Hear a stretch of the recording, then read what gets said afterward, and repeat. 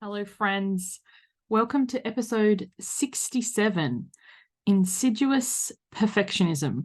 I'm your host, Suzanne Culberg. You're listening to the Nope Coach podcast. And the irony of recording this episode, it's school holidays here.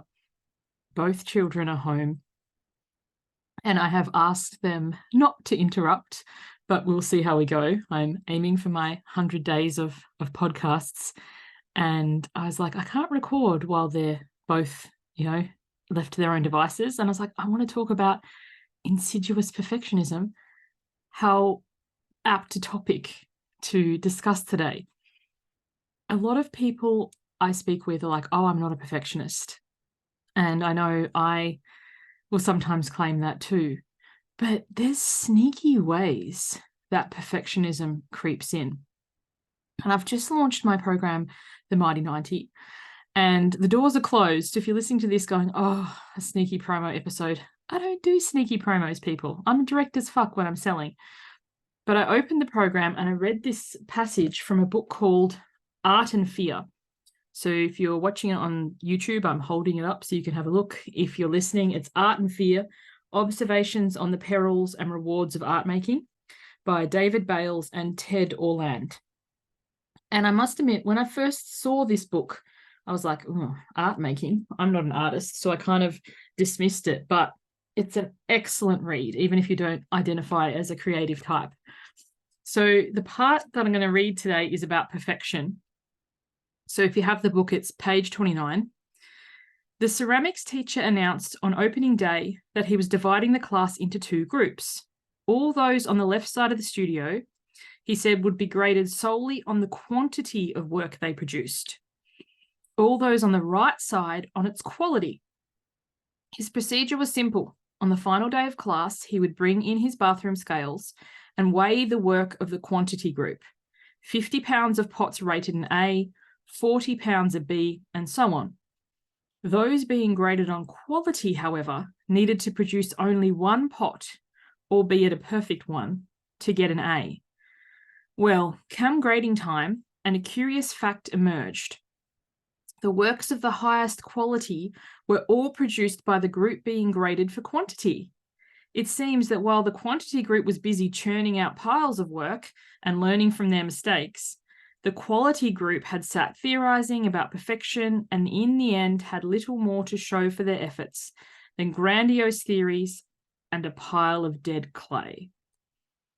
And I love that so much because I think of the things in my life, like personal experience, podcast. I've wanted my own podcast for years. I sat on it like the quality people in the clay class, pottery class. And eventually I was like, I'm going to do it for 100 days straight.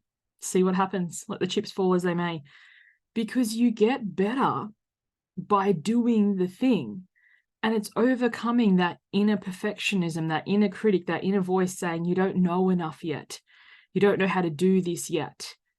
And the reason I called this episode Insidious Perfectionism is how often do we kind of half-ass it when we say we're doing the thing and we're not really doing it.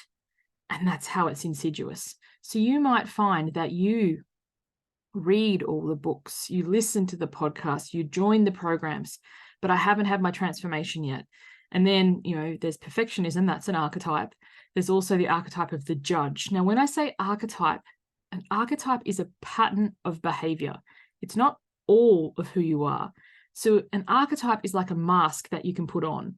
So when you have the perfectionism mask on, you're like, I'm doing the thing, but you're not really doing it.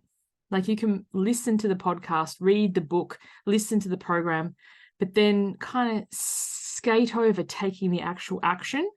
Hello, have we met? But then the judge archetype takes over, like tag teams with the perfectionist. And it's like, well, the program wasn't good enough. The instructor didn't explain it well enough. I didn't understand what to do. There wasn't enough time. There wasn't enough attention paid to me. And all of these archetypes like pass the baton of why we don't actually do the thing, when it's the courage to step up to the plate and to have a go and to risk embarrassment, humiliation, feeling dumb or feeling shame or feeling not good enough and writing that through. Because I have no doubt that I'll listen back to these episodes a year from now, 5 years from now, and be like, well, what was she thinking? Like, this is bad. But this right now is the best I can do as of today. And your best gets to get better.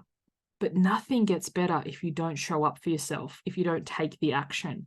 And that's why in the Mighty 90, in Why Wait, in the programs that I teach, it's about getting shit done, not theorizing about the best way to do things or entertaining a thought of someday, because someday isn't a day of the week. I know that is a big cliche, but it's so true. So whatever it is that you're wanting to do, how can you overcome your perfectionist, take off the perfectionism mask and embrace imperfect action? Because the imperfect podcast that's published and out trumps the perfect podcast you never record. The imperfect dating profile that you write up and publish on one of those sites trumps the perfect one that you never write. The imperfect photo taken and cherished trumps the perfect photo that you never actually take. My son Casimir, next term, he's starting art classes. And I actually got him to listen to the episode. And if you haven't listened to it, I encourage you, A Basket to Hold All of Your Mistakes with Larissa Noonan. Anything that you do the first time through, it's going to get better. But nothing can get better if you just are like the clay people in that example at pottery and just, have a big pile of dead clay. You get better by staying in the arena, taking the action, doing the thing, assessing, improving, not tearing down your foundations and ripping them out every single time. That's what my book, The Beginning of Shit, is about. This is going to be a thing, wasn't that? This is going to be a thing, wasn't that? All the things work if you work it. It's just sticking to it and having the staying power to keep showing up for yourself, even when it's hard, even when the results don't come fast enough, even when people are second guessing, what are you doing? I have lots of well-meaning people say, I put out too much content, it's confusing people, I speak too fast, I have an accent. Like, I know all of these things, but I trust that the handful of people who listen to this, who value this, who take the lesson and action it, that's worth me showing up every single day. What's your version of that? So thank you so much for listening. I would really love to hear what your biggest takeaway from this episode has been.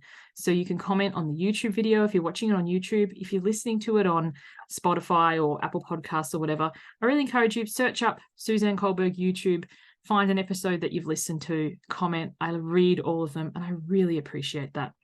That's all for today. Bye for now.